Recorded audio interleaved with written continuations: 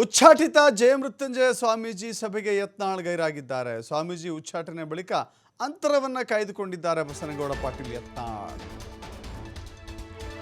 ಕೂಡಲ ಸಂಗಮದ ಜಗದ್ಗುರು ಜಯಮೃತ್ಯುಂಜಯ ಸ್ವಾಮೀಜಿಯ ಉಚ್ಚಾಟನೆಯ ನಂತರದಲ್ಲಿ ಬಸನಗೌಡ ಪಾಟೀಲ್ ಯತ್ನಾಳ್ ಮೌನಕ್ಕೆ ಶರಣಾಗಿದ್ದಾರೆ. ಕೇವಲ ಬಸನಗೌಡ ಪಾಟೀಲ್ ಯತ್ನಾಳ್ ಮಾತ್ರವಲ್ಲ, ಮುರುಗೇಶ್ ನಿರಾಣಿ, ಲಕ್ಷ್ಮೀ ಹೆಬ್ಬಾಳ್ಕರ್ ಹೀಗೆ ಅನೇಕ ಪಂಚಮಸಾಲಿ ನಾಯಕರುಗಳು ಸೈಲೆಂಟ್ ಆಗಿದ್ದಾರೆ. ಪಂಚಮಸಾಲಿ ಉಚ್ಚಾಟಿತ ಪೀಠಾಧಿಪತಿಯ ಸಭೆಯನ್ನು ಯಾರೂ ಕೂಡ ಹಾಜರಾಗಿಲ್ಲ. ಹೀಗಾಗಿ ಸಭೆಯಲ್ಲಿ ಮುಂದಿನ ಬೆಳವಣಿಗೆಗಳ ಬಗ್ಗೆ ಚರ್ಚಿಸ್ತಾ ಇದ್ದಾರೆ ನಾಯಕರು. ಸಿ ಪಾಟೀಲ್ ಹಾಜರಾಗಿದ್ದರು, ಅರವಿಂದ್ ಬೆಲ್ಲದ್ ಹಾಜರಾಗಿದ್ದರು, ಇನ್ನುಳಿದ ನಾಯಕರುಗಳು ಹಾಜರಾಗಿದ್ದರು. ಆದರೆ ಯಾಕೋ ಗೊತ್ತಿಲ್ಲ, ಲಕ್ಷ್ಮೀ ಹೆಬ್ಬಾಳ್ಕರ್, ಬಸನಗೌಡ ಪಾಟೀಲ್ ಯತ್ನಾಳ್, ಮುರುಗೇಶ್ ನಿರಾಣಿ ಇನ್ನೂ ಕೆಲವಷ್ಟು ಜನ ಗೈರಾಗೋದ್ರ ಮೂಲಕ ತಮ್ಮ ಅಸಮಾಧಾನವನ್ನು ನೇರವಾಗಿ ಪ್ರಕಟಿಸಿದ್ದಾರೆ. ಜಯಮೃತ್ಯುಂಜಯ ಸ್ವಾಮೀಜಿಯ ಜೊತೆಗೆ ನಾವಿಲ್ಲ ಅನ್ನುವ ಸಂದೇಶವನ್ನು ರವಾನೆ ಮಾಡಿದ್ದಾರೆ.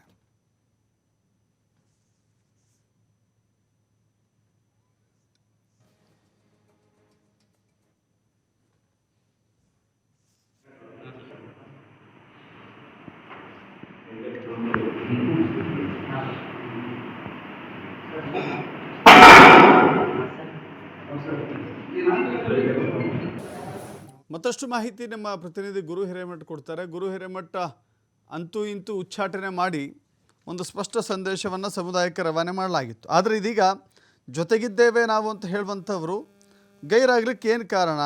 ಅಲ್ಲಿಗೆ ಜಯಮೃತ್ಯುಂಜಯ ಸ್ವಾಮೀಜಿ ಈಗ ಕೆಲವೇ ನಾಯಕರ ಜೊತೆಗೂಡಿಕೊಂಡು ಒಂಟಿ ಆಗ್ತಾ ಇದ್ದಾರೆ. ಹಾಗಾದರೆ ನಿಜಕ್ಕೂ ದಶರಥ್, ಇವತ್ತು ಬೆಳಗ್ಗೆಯಿಂದ ಸಭೆಯನ್ನ ಆರಂಭ ಮಾಡಿದ್ರು. ಸಭೆಯಲ್ಲಿ ಅರವಿಂದ್ ಬೆಲ್ಲದ್ ಮತ್ತು ಸಿ ಪಾಟೀಲ್ರು ಮತ್ತು ತೇರದಾಳ್ ಶಾಸಕ ಸಿದ್ದು ಸೌದಿಯವರು ಕೂಡ ಭಾಗಿಯಾಗಿದ್ರು. ಆ ಸಭೆಯಲ್ಲಿ 4 ಜನ ಮಾಜಿ ಶಾಸಕರು ಮತ್ತು ಶಾಸಕರು ಭಾಗಿಯಾಗಿರುವಂತದ್ದು.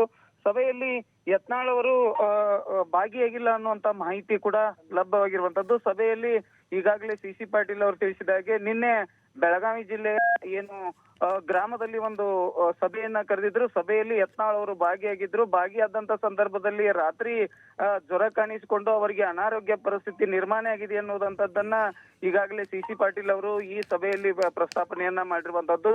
ಆದ್ರೆ ಎಲ್ಲೋ ಒಂದ್ ಕಡೆ ಈ ಸಭೆ ಅಂದ್ರೆ ಪ್ರಮುಖವಾಗಿ ಏನು 8ನೇ ಸುತ್ತಿನ ಹೋರಾಟ ಪ್ರಾರಂಭವಾಯಿತು ಅಂದ್ರೆ ಜೋಡೆತ್ತಿನ ರೀತಿಯಲ್ಲಿ ಹೋರಾಟ ಆರಂಭವಾದಾಗಿಂದ ಹಿಡಿದು ಪ್ರಮುಖವಾಗಿ ಬಿಜೆಪಿಯ ಬ್ಯಾನರ್ ನಲ್ಲಿ ಶಾಸಕ ಏನು ವಿಜಯಾನಂದ ಕಾಶ್ಯಪ್ನವರು ಸಾಕಷ್ಟು ಬಾರಿ ಆರೋಪವನ್ನ ಮಾಡಿದ್ರು. ಅಂದ್ರೆ ಯತ್ನಾಳ್ ಅವರ ಬ್ಯಾನರ್ ದಲ್ಲಿ ಮಾತ್ರ ಬಿಜೆಪಿ ಬ್ಯಾನರ್ ದಲ್ಲಿ ಕಾಣಿಸ್ಕೊಳ್ತಿದ್ದಾರೆ ಅನ್ನುವಂತ ವಿಚಾರವನ್ನ ಇಟ್ಕೊಂಡು 8ನೇ ಸುತ್ತಿನ ಹೋರಾಟವನ್ನ ಏನು ಪಂಚಮಸಾಲಿ 2A ಮೀಸಲಾತಿ ಹೋರಾಟ ಪ್ರಾರಂಭವಾಯಿತು.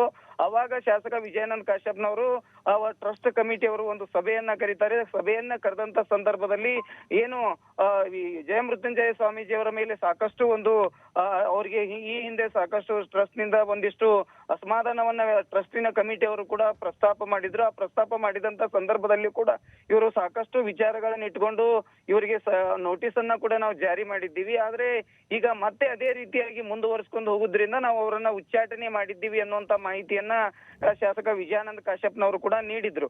ಅದಾದ ಬಳಿಕ ಹೋರಾಟದ ರೂಪುರೇಷೆಗಳನ್ನ ಏನ್ ಮಾಡ್ಬೇಕು ಅನ್ನೋ ನಿಟ್ಟಿನಲ್ಲಿ ಜಯಮೃತ್ಯುಂಜಯ ಸ್ವಾಮೀಜಿ ಒಂದು ಸಭೆ ಕರೀತಾರೆ.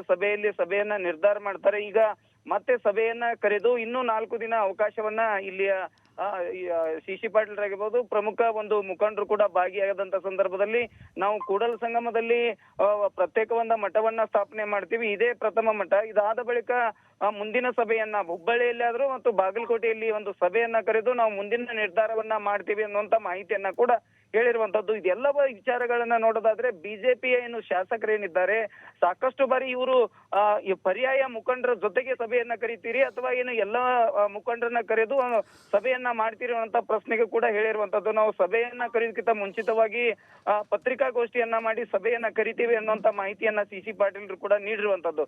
ಒಟ್ಟಾರೆಯಾಗಿ ಏನು ಬಿಜೆಪಿಯ ಒಂದು ಬ್ಯಾನರ್ ನಲ್ಲಿ ಏನ್ ಕಾಣಿಸ್ಕೊಂಡಿದ್ರು ಇದು ಎಲ್ಲೋ ಒಂದ್ ಕಡೆ ಜಯಮೃತ್ಯುಂಜಯ ಸ್ವಾಮೀಜಿಗೆ ಒಂದು ಹೀನಾಯ ಅನ್ಯಾಯವಾಯ್ತಾ ಅನ್ನುವಂತ ಪ್ರಶ್ನೆ ಇವತ್ತು ಉದ್ಭವ ಆಗಿರುವಂತದ್ದು.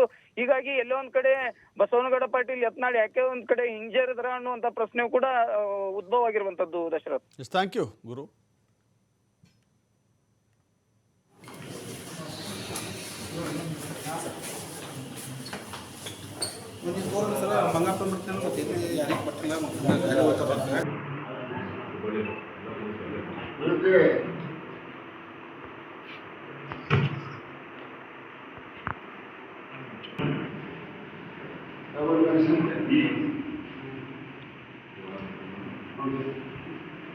ಸರ್